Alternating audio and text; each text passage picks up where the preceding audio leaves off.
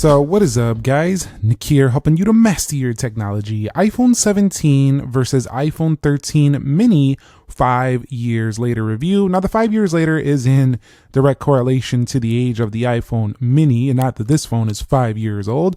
But let's get this thing started with, is it kind of worth it to go finally dump the mini in terms of display with the ProMotion panel? Now with this one, you do get the 120 Hz ProMotion panel on a base model iPhone.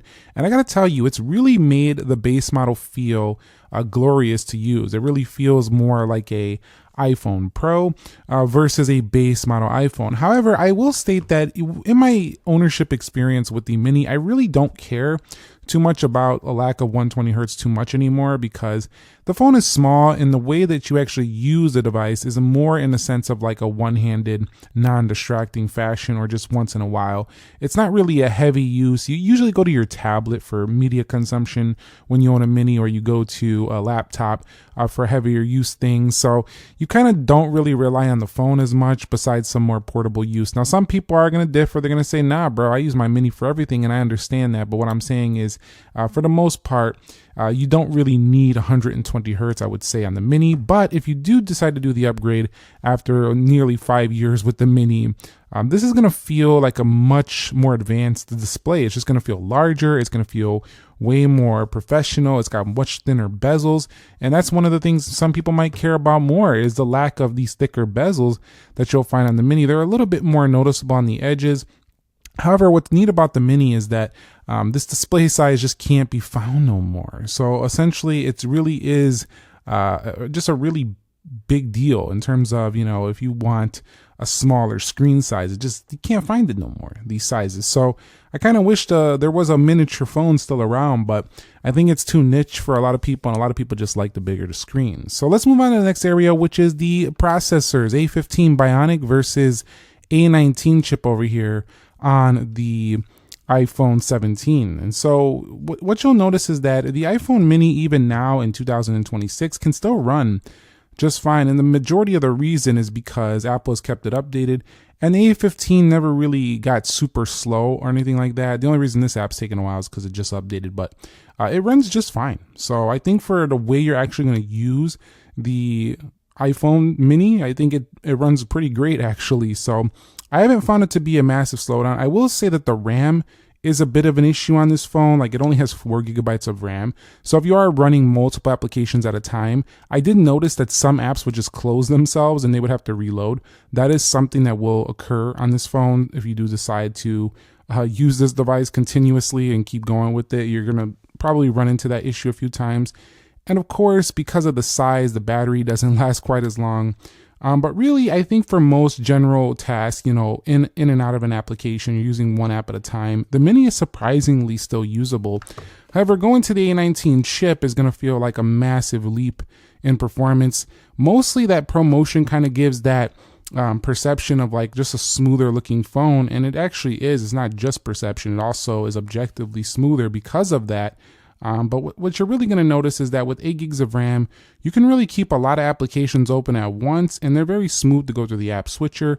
You'll see on my speed test I've done on the 17 that it just seems to hold everything. Also, you're going to get the new Siri on here with iOS 27 that's coming this fall.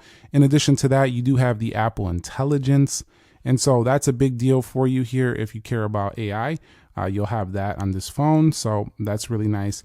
And generally, the device got even quicker in Control Center when adding controls and stuff with 27. Overall, you know, the 17 is going to feel like a massive leap in performance for you day to day, especially in the area of games as well. So if you like to play graphically demanding games, you get a bigger, smoother frames per second on here. With a more efficient chip that won't get the phone hot. The mini, when you are gaming, because of its glass shell in the rear, you will feel that heat in the back. It kind of can be a little uncomfortable when you are pushing the phone a bit hard. And especially on a hot day, this phone gets really warm on the back glass area. So I didn't love that about the mini, but the rails on the side are aluminum, so it keeps it in check for the most part, but still it can get uncomfortable. Again, if you're going to 17, the gaming experience is going to be massively improved over here in pretty much all facets: screen, size enjoyment, actual performance, and thermal. So this is a big change for you. I think this is the most compact size phone. You consider the Air if you want thinner, but this is the most compact size now. And I think you'll love that change in terms of performance. Now, one of the other changes that hasn't changed drastically is zoom, but the actual cameras have gotten much better. So let's go ahead and take a look here. Mini still looks good. I mean, I could still definitely use this in today's day and age, but we only actually increased about 5 times X on the zoom for the modern iPhone 17. So 5 years in, you do have a 2X that can punch in on that Fusion camera. So it kind of feels like with the 17 that you have like an iPhone 10 like camera where it had a telephoto and 10X zoom. But the thing is that because of the new processing and the Fusion setup, the actual results are far sharper and better than what you'll find on iPhone 10 back in the day. So yes, you do go up 5X zoom, which is substantial, but it's still not enough reach to go really far in on like concerts and events and stuff like that. But it's enough, you know what I'm saying? And what you do have is the ultra wide, just like you had on the Mini, but the Mini's ultra wide, not quite as sharp as this one. Also, the front-facing camera is a substantial improvement. They finally got newer front-facing cameras on the 17 series. And if you look over here on the Mini, we can back it out a little bit, but nowhere near as wide. So you are going to be able to get a lot more group people in the group photos there. You'll see, look how much wider that is. I mean, it is crazy wider. Also, it's a higher megapixel count as well. So overall, my take on the Mini after this evolution, you know, of years of updates is that if you enjoyed the camera, you're just going to enjoy the 17 more. It makes those upgrades that you probably are missing on your Mini. Also better video quality, but really I think the front-facing camera and the versatility of the zoom is where this one shines over this one in actual real-world use versus the technical specs. It's just in real life, you know, your group photos, your selfies, your zooming shots are going to be substantially noticeably better on the iPhone 17. Moving on to iOS 27 and the feature gap. So on 27, you will be able to get it for the iPhone Mini as well. The main updates that you're going to be able to get is like the intelligence features, the Siri features, that's the main thing for the 17. So if you care about that, that's a big deal. But also if you don't want your phone to run out of software support, it's getting close to that time for the Mini because this phone launched way back in 2021.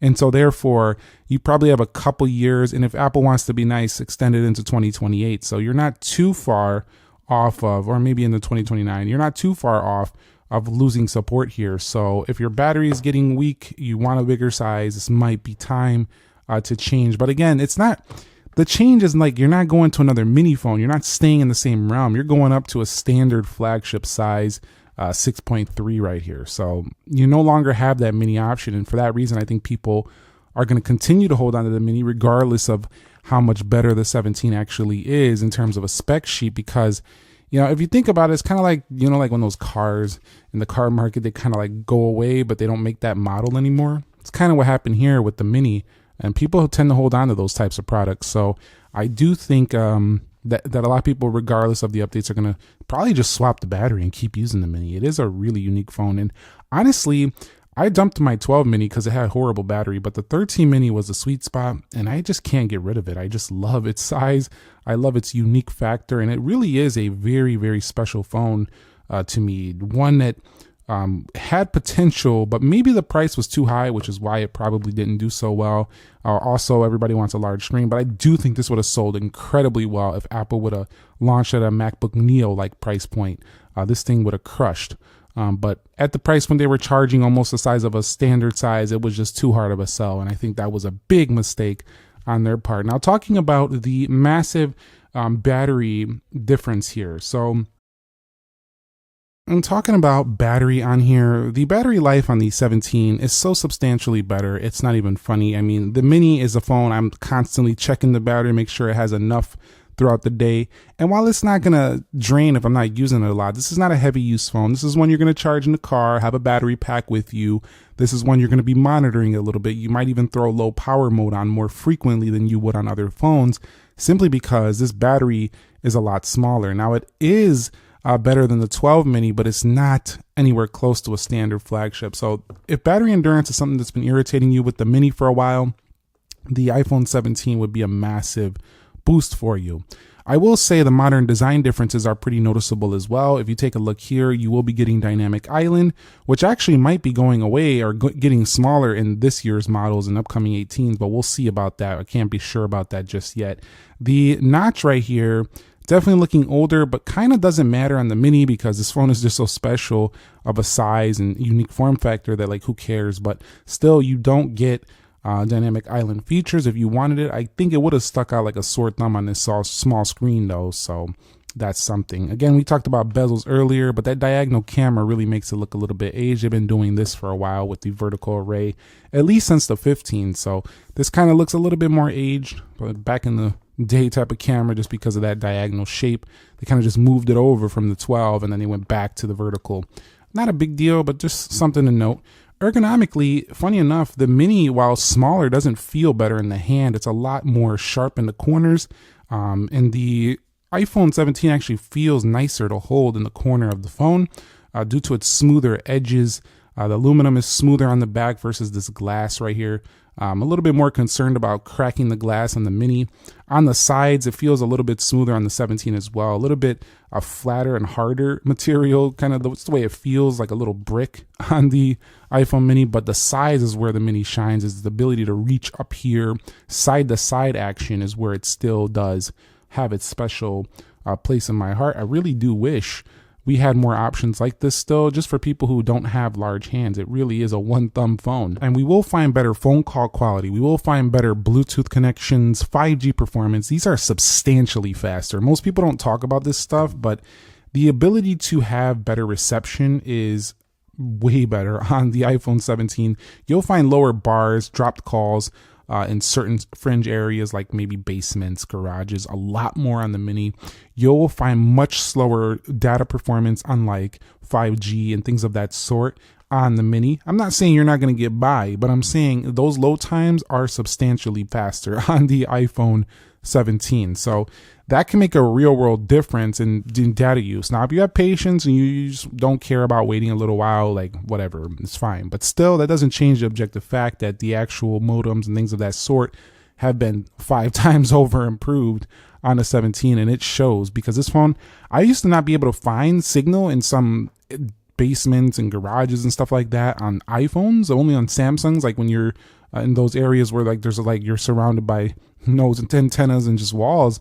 But over here on the 13 mini, I would drop out and have to wait till I get in a better area. So this is definitely substantially better there. Last thing I want to talk about is a couple things. Use market value, how much life is left. Well, 17 is new, so this thing's going to sell pretty well for a while. This phone, a few $100, $200 the most. So this thing is pretty much losing its value. You can still, sell it for something a lot better than like $50 old Android phone. Let's not get it twisted, but because it's an iPhone. But at the same time, it doesn't have much life left in terms of reselling it. So you might want to get out now before you get almost nothing back for it, unless you're just like, nah, I don't care, I'm just gonna keep it till it doesn't work no more. That's fine too. But in my final verdict, is it time to retire the mini? Well, I think the answer is this. If you don't want to wait till September, see what they bring in with the Pros, or even next spring with the base model iPhones, that's a rumor. I think it is going to come true, though, that we won't see the base this fall. We're probably going to see only Pros and Folds, and we'll probably see base models next spring. If you don't want to wait till then, and summer's already well in the effect, and you want to get a new phone now, you got some trips coming up mid-July, late July, August. You want better zoom, you want better camera, you want faster performance, greater battery life. I think it's time to go ahead and make that switch. You're going to be very happy here. But if you're like, nah, bro, I'm already with the mini. I'm going to ride this thing out, at least for a little while. I don't think it's a big deal to wait until the 18 if you're already happy with everything's working fine, because you are going to get 27 later this year. So it could be a decent option. Also consider waiting till next spring if you're still really enjoying the mini. But overall, it's been a ride with the mini. What a niche device. What a very special little powerhouse in your pocket right here, the iPhone 13 mini. But I think eventually, you're gonna have to make the upgrade decision soon. And unfortunately, you don't have many compact options. But 17 is not one you're gonna be disappointed in terms of the phone itself, without having to go to a massive max size device like a 16 Pro Max, 17 Pro Max, and the like. So let me know your thoughts on this down below in the comment section of this video. If you found it helpful, entertaining, and informing, click the like button for me. Subscribe if you haven't already, and I will catch you all in the very next episode. Nick here. Be sure to be well, and peace.